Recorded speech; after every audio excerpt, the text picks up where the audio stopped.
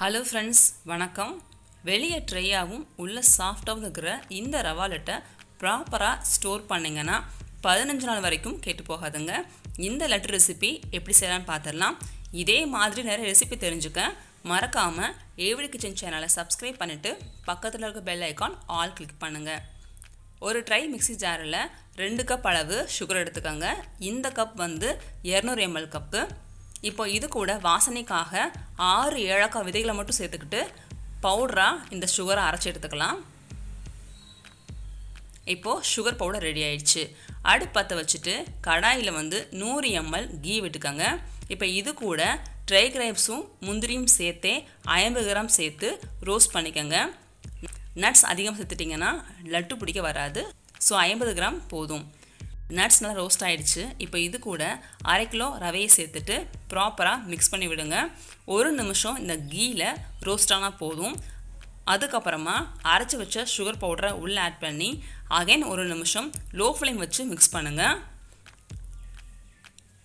இந்த ரவை ரோஸ்ட் பண்ணுறச்ச அடுப்பு லோ ஃப்ளேம்லேயே இருக்கட்டும், அதான் கரெக்டாக இருக்கும். அதிகமாக ரோஸ்ட் ஆகிடுச்சுன்னா ரவையுடைய குவாலிட்டி போயிடும், லட்டுடைய டேஸ்ட்டும் மாறிடும்.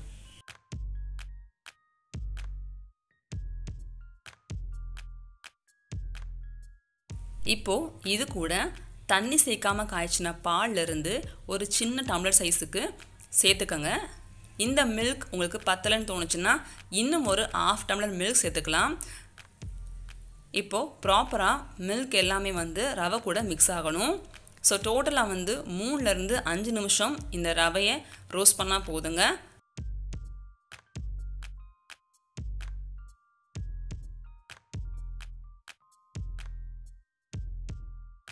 அவ்வளோதாங்க, ப்ராப்பராக மிக்ஸ் ஆகிடுச்சு. இப்போ அடுப்பை ஆஃப் பண்ணிவிட்டு கை தாங்குற அளவுக்கு சூடு இருக்கும் போதே லட்டை பிடிச்சி எடுத்துடலாம்.